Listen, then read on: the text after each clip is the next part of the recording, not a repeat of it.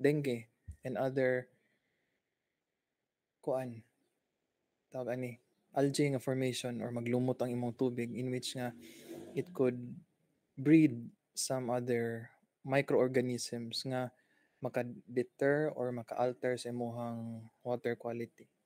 In some cases, ang kaning mga canals are used for irrigation, especially sa mga bukid-bukid.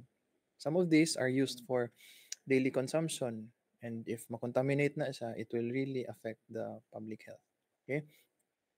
Constructed open channels frequently serve as drainage ways in stormwater management systems. A common feature of drainage channels is that they are usually dry. So let's pause with that. In our first few meetings, na ay certain rivers or creeks, not rivers. Rivers are large form of bodies in which nagina sila water all season or all months of the year.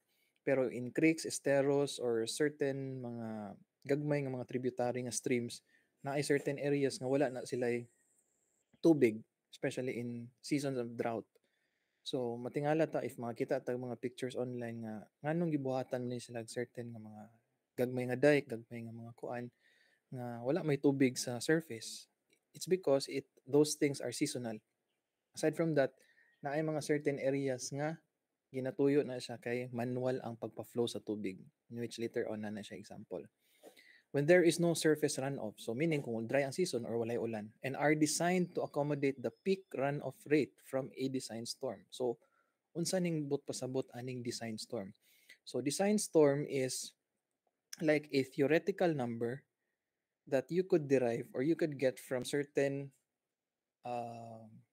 historical data or precipitation data, specifically sa pag-asa. So, sabot pasabot, design storm is a certain amount of water level nga imuhang somehow predict based on historical events. Why?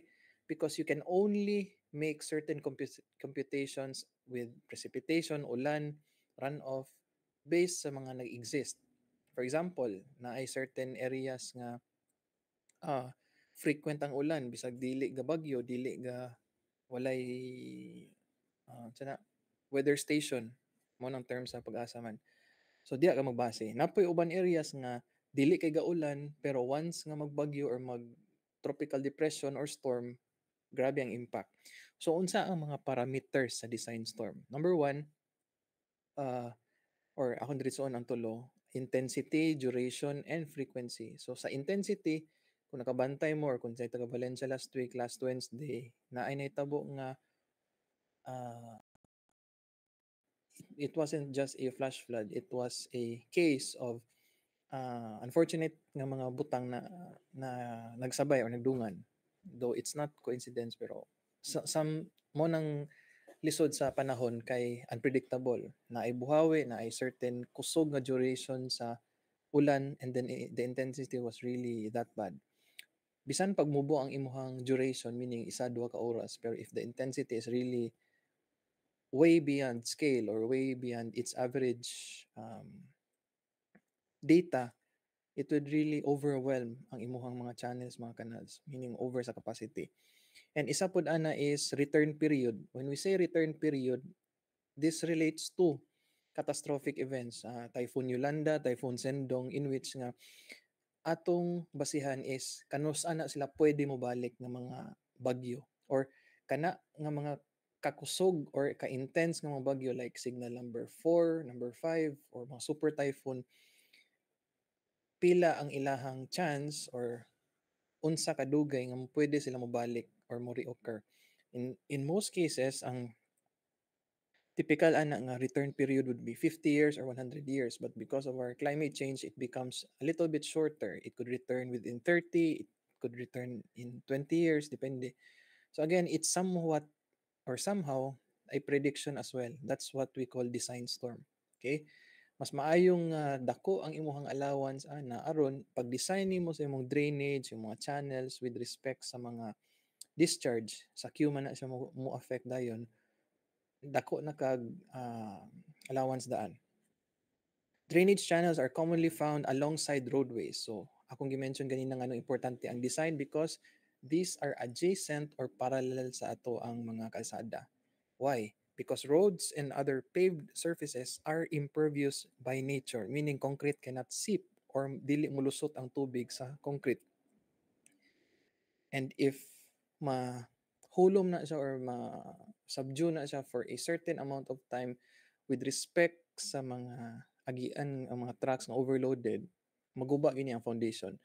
Mo nang naay mga cracks, naay mga certain type of cracks ng mga concrete, crocodile, lateral, na mga junctional cracks, etc.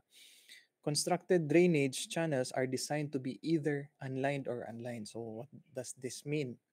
For unlined channels, which are sometimes called earthen channels. Wala na ako nabutang picture, for example. Anyway, unlined channels are sometimes called earthen or channels, meaning gikalot ni sila or kanang excavated, in which water flows. So the example that I can give you is if you have a project upstream sa rivers nga need nimo magbutang og irrigation or dams. When we put dams or magbuhos kag dams made of concrete gina siya, you need to simultaneously pour concrete over the entire cross-sectional area in order to achieve aron makuha nimo ang desired nga compressive strength. That's what we call monolithic na concrete pouring. I hope that was taught to you as well sa inyong RC. Aside from that, it is imperative or important nga isahon na ninyo og buhos tanan aron isarag curing, isarag kuan, and then at the same time the formworks will be saved tanan, etc. Next is how do you divert ang water nga imo man na siyang buhusan tanan entire section. So you need to make a certain construction method nga mag-divert kag tubig mo nang magkalot sa kag temporary like manually mag-excavate ka using backhoe, ipagawas ani mo tubig sa certain kanang marag na kay outlet lang nga mo flow ang tubig. Kay if di po nimo ipa-flow ang water, mo accumulate po na siya along the section sa imong dam nga magbuhos ka, it would induce more problems during the concrete pouring. So mo na siya manumano or earth. Ang saline are excavated channels in which various lining materials, usually made of concrete, na siya dali. Concrete, stone masonry, soil cement, mo na rigid linings made of semento na siya, gibuhusan. Sa flexible, it includes riprap, gravel, vegetation, manufactured mats, and other natural nga mga resources.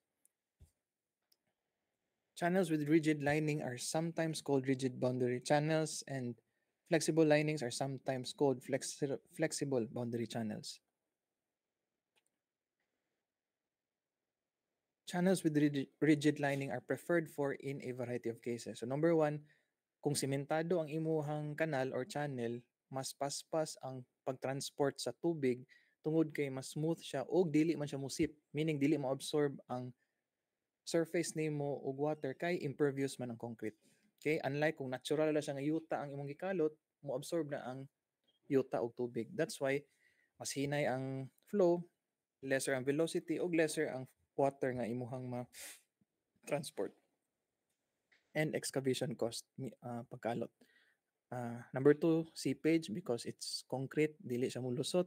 Decrease operation and maintenance cost because dili na ka need mag-dredge unlike sa excavated channels nga once nga moagi na siya sedimentation or meaning magbaha, mo refill man na ang riverbed nimo og balas or yuta or unsa ba material nga mo flow ana nila, meaning mo ubos ang elevation, need nimo sa i-dredge aron mas dako ang discharge or flow nga moagi.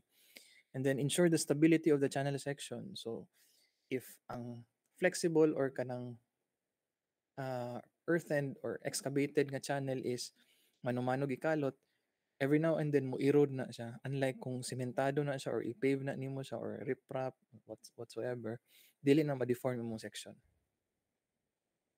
So when designing excuse me, when designing stormwater management, the design flow rate to be accommodated by the channel is typically the peak flow rate from a runoff event or ulan, which is specified with a specified return period. Muna na kung mention ganina. And the objective in designing is number one, shape, the dimension, and the lining material, either concrete or rigid or flexible. That will safely accommodate the design flow rate at a reasonable cost. So it should always come with proper value engineering, especially ka ng mga flood control projects. Because sometimes the lesser, sorry, the lesser idea you have in these projects, meaning gora ka perme if you're the implementing agency, that's why it will incur losses. Kaya wa man yung magitanaw ang costing niya nga pwede ra de unta inani nga design, inani nga shape, inani nga material gamiton, but it was overly designed in order to get money. So the best hydraulic section, also known in some books as the most economic section, can be determined by requiring that the flow area of the channel be minimized while maintaining the hydraulic capacity. So ang comparison niya ani if mag-design og structural structures, mag-design og structures, if RC2 steel, if you have a column or if you have a tied column or spiral column, let's just square lang a column. If iyang capacity is this amount of Newton meter, you will find an alternative material, especially steel or counterpart niya, in which it will yield the same or carry the same load without it having its size nga inanakadako. Diba? Kung square ang imuhang RC, ang counterpart niya na usually sa imuhang steel na section is either wide flange or I-beam ang tawagan na. So meaning, mas efficient siya tungod kay lesser ang iyang cross-sectional area.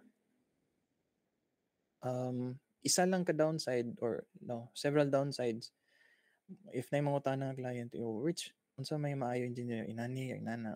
Daghan nag factors actually. It's not just a one aspect decision that you need to make. Number one, it's the purpose of the building, the elevation of the building, the column to column span sa yung building, kung long span ba siya, 5 meters above, kay, or ang placement sa imuhang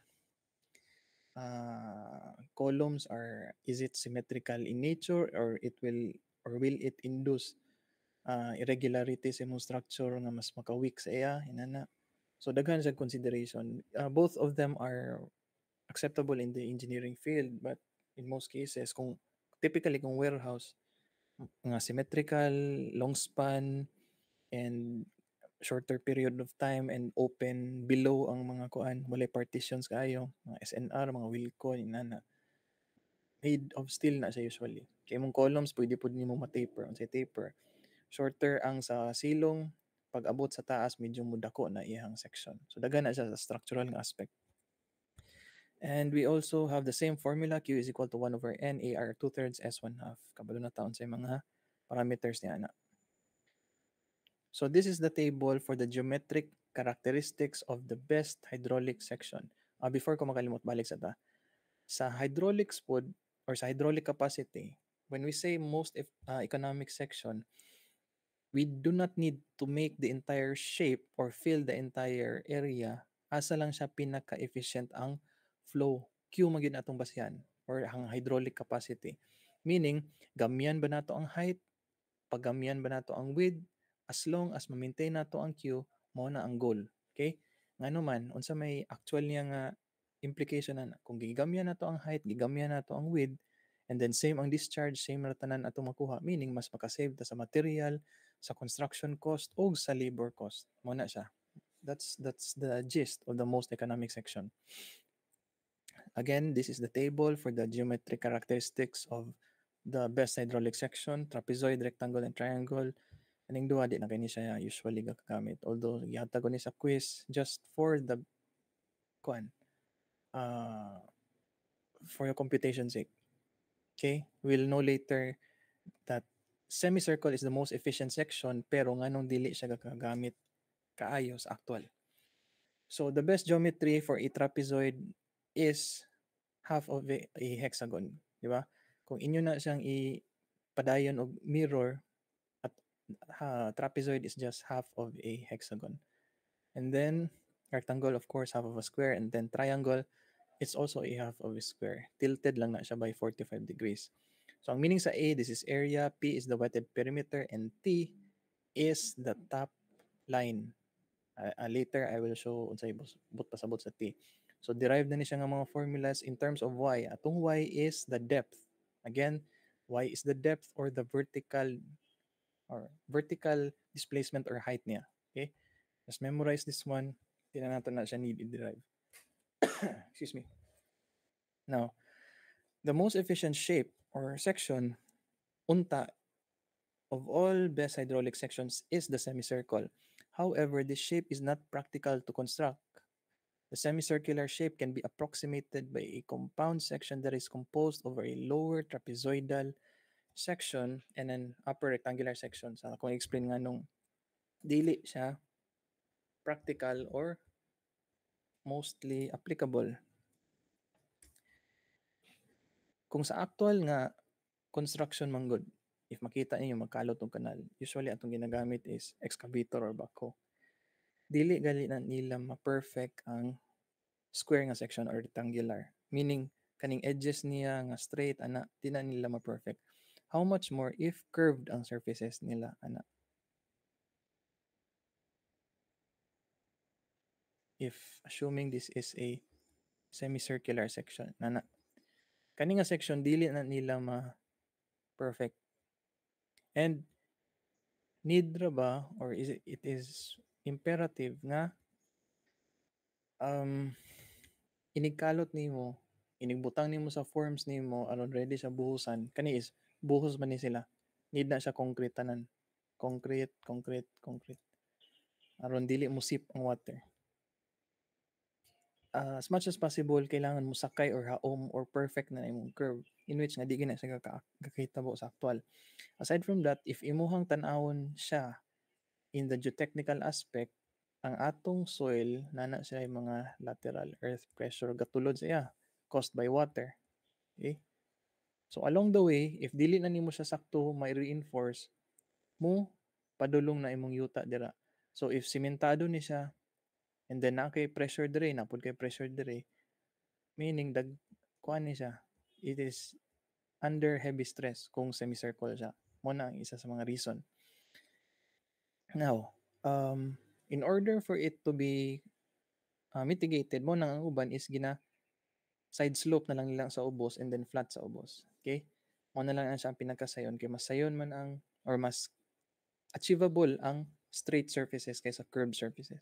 So that is the reason nga ang semicircle is, although it is the best hydraulic section based on theory or based on computation, pero sa actual, that's hard to pull off.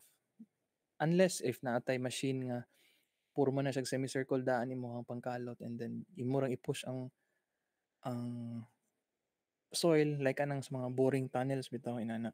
Pwede na siya pero di pa na siya inana ka accessible nga machine sa ato adire. Need pa kamo import ana sa gawas. So it is important to note that this section might not always be the most economical section for one or more following reasons.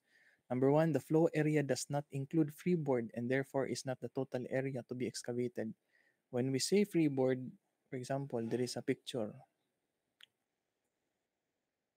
Ang freeboard, ang but pasabot ana is if mo ni imuhang let's say open channel and mo ni ihang level diri sa kilid. If imuhang water is here, ang freeboard niya is kani siya. Gikan sa topmost, taman sa imong water surface. Kana. Let's say this is 5 feet. So 5 feet ang iyang freeboard. Okay? Mo na ang but pasabot. It may not be possible to excavate a stable best hydraulic section in the native soil. Meaning sa iyahang kaugalingon nga existing nga soil. Like meaning lahi man na siya soil profile kada locality, kada area na ay clay, na ay lime, na ay alluvial. So before ka mo hatag sa imong design, you should or the inspectorate should check also or make an investigation regarding sa soil. And in which naman na silang FS. The depth of the channel might be limited due to high water table or underlying bedrock. So, taas ra pud kaayo ang imuhang water table bisa pag high tide or low tide, need na siya consider. Okay? The best hydraulic section might cause unstable flow. So, sa inyong hydraulics na ay critical, subcritical, and supercritical flow. So, ibot pasabutan na if critical ang flow, that's equal to 1, katong Freud number. If critical is 1, supercritical is more than 1, and less than 1 is subcritical. So ma-apply na ninyo siya sa katong weirs, sa mga spillway. Di ba, spillway is mo flow ang water nimo just over the crest of your structure. For line channels, the cost of lining may be comparable to the excavation cost. Meaning, sama aning mga line channels nga paved, need po i-consider kay basin mas dako ang gasto or comparable meaning pare-pareha or at par with excavation cost. Meaning, kung 1 million ang imuhang pagkalot or site preparation, 1 million po yung buhos, basin dili kay sa inana ka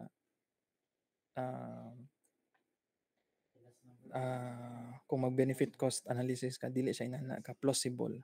Okay? Based sa imong FPS. And imuhang discharge nga makuha is more man unta ni nga demand. So basin, you should opt for another section in order for it to be lessened. Diba? Instead nga mag-trapezoid ka, makagasto ka 2 million, basin pwede ra ka mag-triangle, makasave ka by almost 20 to 40%. That's what this means.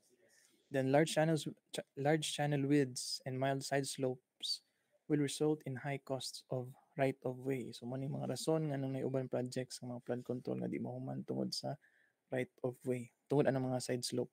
Kay need man na nimo i-acquire ang area aron maka-proceed kasi yung project. The ease of access to the site and the cost of disposing or hauling nimo sa material or waste debris of removed material may affect the economics of the channel design.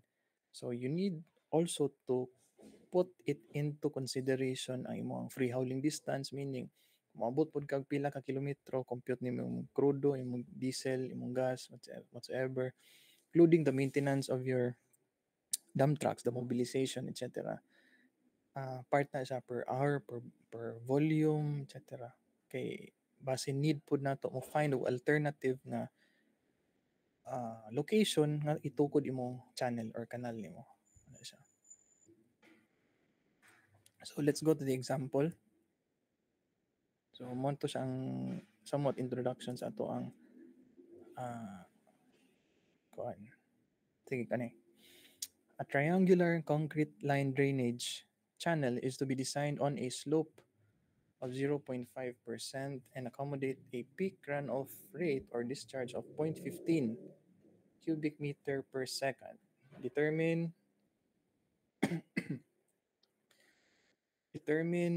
the optimal dimensions of the channel. So when we say optimal dimensions of the channel, meaning ang iyang height or y.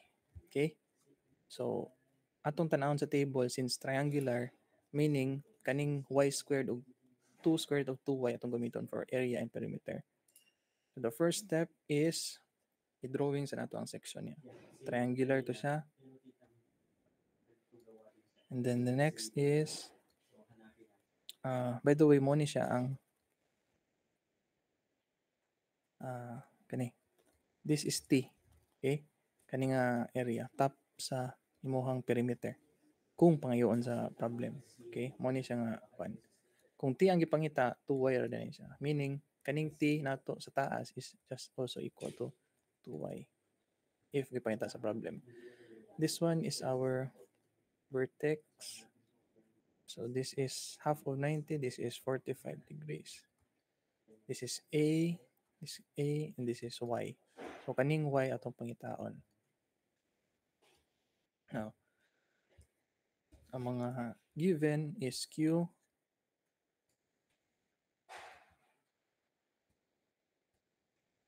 and then slope nato is 0.5 or 0.005 and N is 0.013. 0.005 N is equal to 0.013. Okay. And then proceed ta sa ato ang formula. 1 over N A R 2/3 S 1/2 in which none ni siya values. So ato ni siyang tagsa-tagsaon. A na to is area is y squared. And then P is 2 square root of 2y. 2 square root of 2y. Okay. Q. Q is equal to 1 over n area. Itong R in terms of area. Area over P. 2/3. And then S 1/2. So Q. Pila tong Q? 1 over 0.013. Area na to is this is 1. A raised to the power of 1 na siya. So 1 plus 2/3, that's 5 over 3. A raised to the power 5 power of 3. Then P times 2/3, 2/3 sa gyapon. And then S 1/2. Ato na din siyang i-simplify. 1 over 0.013 A. A na to is y squared. And then raised to the power of 5 over 3 over P. Ano sa itong P? 2 square root of 2y raised to the power of pili ba ni? 2/3. Utron kay Hugaw.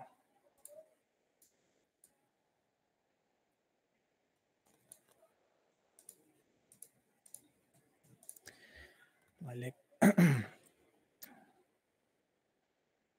A y squared.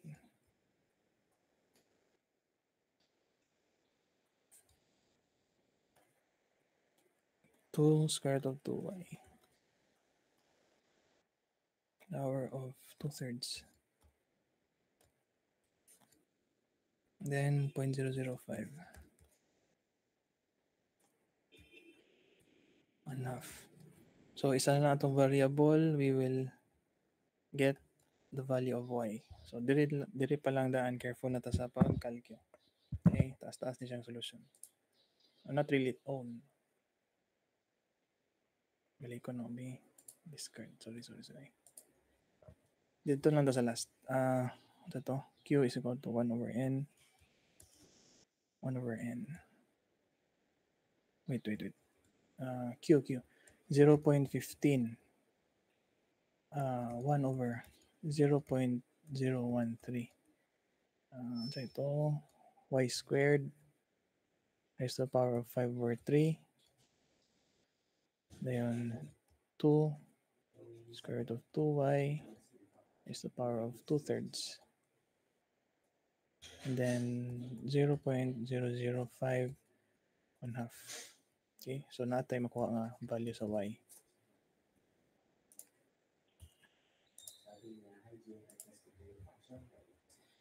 So 0.15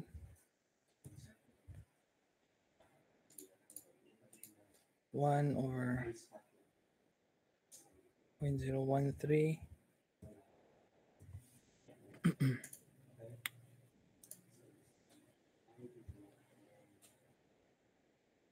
alpha x squared raised to the power of 5 over 3. And then 2 square root of 2 alpha x raised to the power of 2/3. And then multiplied by 0.005 raised to the power of 0.5. Ship solve. Butangan din nato nig value sa x aron di siya maglisod. If y na to is pwede butangan natin nig 1. So 0.34 or 0.34. Check na to ang answer diri. So muna siya. Which yields y is equal to 0.337 meters or 0.34. So wala ka to answer. So same lang gyapon ang solution niya ani. Okay? Careful lang gid ta sa pag ship solve niya. Next. Calculate the uniform water depth of a rectangular sectioned open channel flow to convey a discharge of 10 cubic meter per second with n equals to 0.014, s is equal to 0.0004, and a width of 4 meters. So this is another way of solving inani nga mga section based sa iyahang kuan, sa iyahang area mismo. So area of a square or rectangle is just equal to length times width. Okay? In this case, area is equal to B times YO. Or area is equal to B is equal to 4 times YO. Now, ang atong wetted perimeter ani is this one, and this one. Kung pangutanon sa problem, pila ang T or top line nga section, mo ni siya, T. Okay? Gikan dire, taman dira. Ang trapezoid ang T, kani nga area, gikan dire, or kani nga section, gikan dire. Mo na ang imuhang T. Okay? Meaning top or sa taas. Next is perimeter, wetted. P na to is 4 plus 2YO. Okay? YO times 2. Isa, dua. Next. Balik ta sa formula.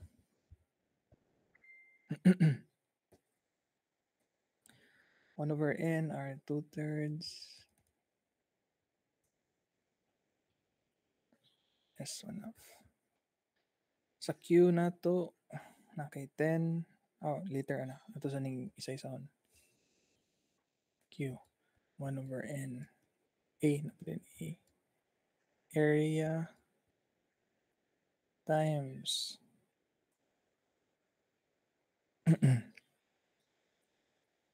same lang yapon area 2/3 over P. 2/3. Then S1 of Q is 10.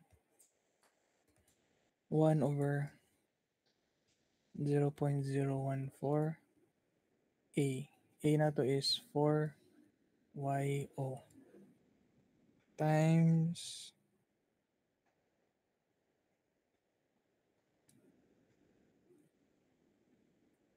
4YO 2/3 over P. P na to is 4 plus 2YO.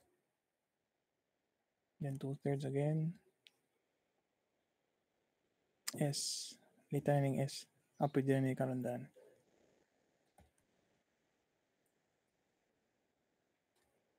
One, two, three. Okay. Dire pa lang actually, pwede na ninyo i-shift solve diretso. Pero maglisod ang calcio kay exponential 2/3 of 2/3. So, excuse me. Pinakamaayo simplify sa nato tanan. Okay? Atong i-extract ang YO sa left side. Dire lang ta. YO multiplied by YO times 2/3 over 4 plus 2YO 2/3. Okay. Next, equate na to siya sa 10 times ang 0.014 masaka na sa 0.014 manaog ang 4YO or kaning this is ang kwanza 4 is 1 plus 2/3 that's 4 times 5 over 3 times kanina yung slope niya 0.04 raised to the power of 1/2 that's 1, 2, 3 0.02. Okay. Kanina side, ato na siyang i-simplify. Ang sa right side.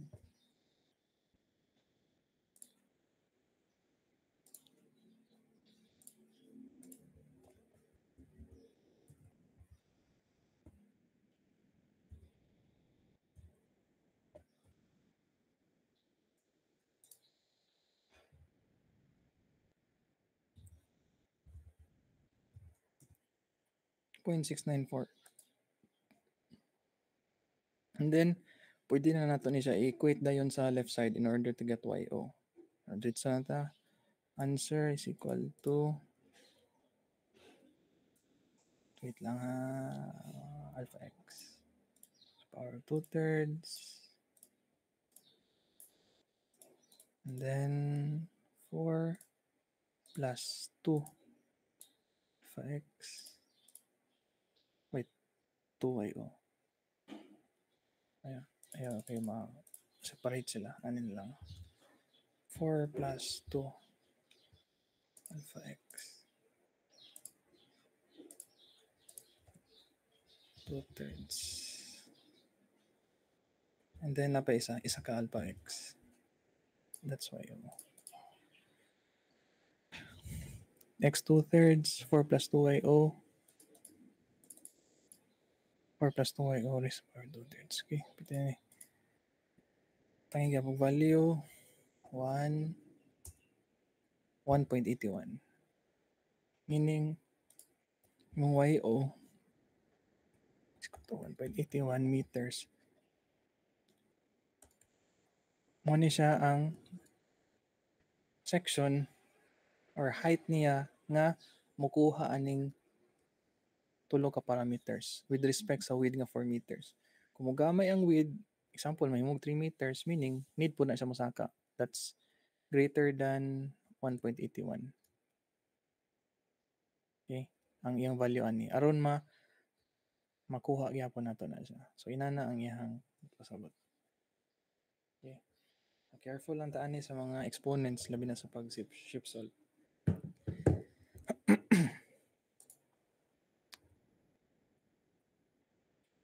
Are there any more questions? So on Monday will be your final quiz karong for the midterms. Okay? Coverage, pumps, pipes, o ang discussion this morning. Okay? Problem solving, base na igamay concept. Depende lang sa time nga makaya. Depende sa kalisod sa problem. And please do well sa inyong quiz number 3 kay daghan kay mag score sa quiz number 2. Okay? And gentle reminder sa katong gusto gyapon mangupya, you may proceed